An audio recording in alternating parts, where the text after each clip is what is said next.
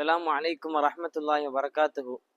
இன்றைய தினம் நம் எந்த ஆட்சியை பற்றி பார்க்க இருக்கிறோம் என்றால், ரசூல் ஸல்லல்லாஹு அலைஹி வஸல்லம் அவர்களுக்கு வழிபடாதவர்கள் அல்லாஹ் நேசிப்பதில்லை. இதை அல்லாஹ் குர்ஆனில் கூறி காட்டுகின்றான். குல் அத்தியுல்லாஹ வ ரசூல ஃபஇன் தவல்லவ் ஃபஇன்னல்லாஹ லா யுஹிப்புல் காஃபிரீன் என்பதாக சொல்லி காட்டுகின்றான். இதனுடைய அர்த்தம் என்னவென்று பார்த்தால், நபியே நீங்கள் கூறுங்கள், உங்கள் மக்களுக்கு எடுத்து சொல்லுங்க.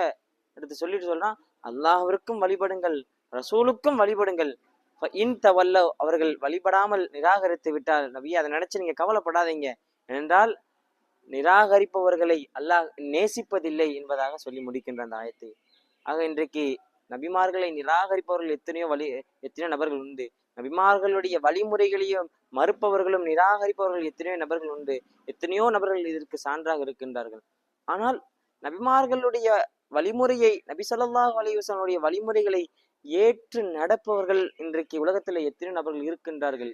உதாரணமாக ஷிப்லி, அபூபக்கர் ஷிப்லி ரஹ்மத்துல்லாஹி அலைஹி என்கின்ற ஒரு மிகப்பெரிய இறைநேச செல்வர் அவருடைய மரண தருவாயில இருக்கிறாங்க.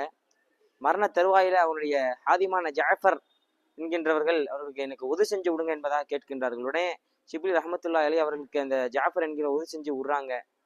ஜாஃபர் என்கிற அவங்களுக்கு உதவி செஞ்சு விட்டோன்னே அந்த ஜாஃபர் என்கின்ற நபர்கள் தாடியை கோதி கழுவுதல் என்கின்ற வழிமுறை அவர்கள் மறந்து விட்டார்கள். உடனே ஷிப்லி ரஹ்மத்துல்லாஹி அலைஹி அவர்கள் கையை பிடித்து தாடியை கோதி கழுவுறார்கள். அவருடைய உயிர் கைப்பற்றப்பட்டு விட்டது.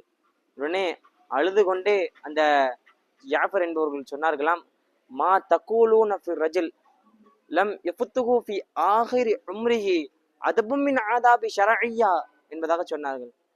என்னவென்று அர்த்தம் என்று பார்த்தால், இவருடைய வாழ்க்கையினுடைய இறுதி நேரத்தில் கூட ஷரியத்தினுடைய ஒழுக்கங்களிலிருந்து ஒரு ஒழுக்கம் கூட தவறி போகவில்லையே, அப்படிப்பட்ட மனிதர் நினைத்து நீங்கள் என்ன சொல்லுகிறீர்கள் நினைத்தார்கள்.